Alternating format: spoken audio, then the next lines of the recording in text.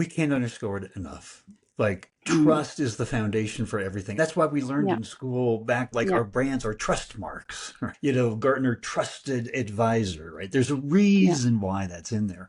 I think Yeah. one of the ways that we can build trust is if we can credibly help change the perceptions of their problems. If we can Hmm. do that in a way that really makes sense, we are adding value to them. So we Hmm. need to redefine the problem, right, in order to create that urgency. If Hmm. we do it in the right way, we're actually educating them, we're helping them.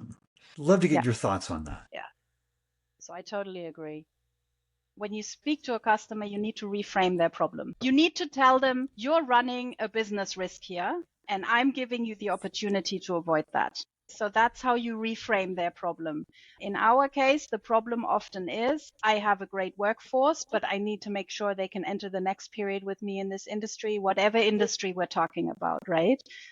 So the way I can tell customers that they have a problem and it is about them staying up to date in their business is I tie it to their cost and revenue. So how much return on investment do they get by upskilling their workforce? How much more efficient do they become? How much more productive do they become? It depends on the industry, of course, but overall, you can always argue that if you upskill your workforce, they will be much more productive. Therefore, you have a much more positive output and hopefully in the long run, a return on your investment. And I think what is always a good argument to have when you talk about reframing the problem in the first place, talk about the competition, how far ahead they are.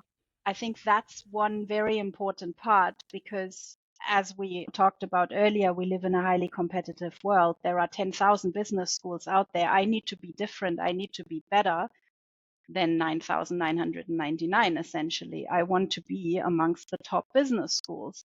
So if I put that onto my customer's perspective, they have competitors in their field. They want to be the best. And if I make them understand that with your skills gap, in my case, it's a skills gap, right? Because we're talking about education here. You are running the risk of being left behind by the competitors who are ahead with this. That normally gets the attention. I love that. So, Yeah. very directly reframing the problem in a way that is, if addressed correctly, becomes a competitive advantage for them in their business. The second part, of course, is to create a sense of urgency. You've mentioned it earlier, right? You can't wait another 5 years until everyone else has overtaken you. You need to take action now. And that is something we need to tell our customers. We need to tell them this is happening right now. And I think this is where we might be talking about this a little bit later, but where complacency comes in, right? Companies get so used to certain ways of working that they might not even realize they have this skills gap or they have this educational gap within their company.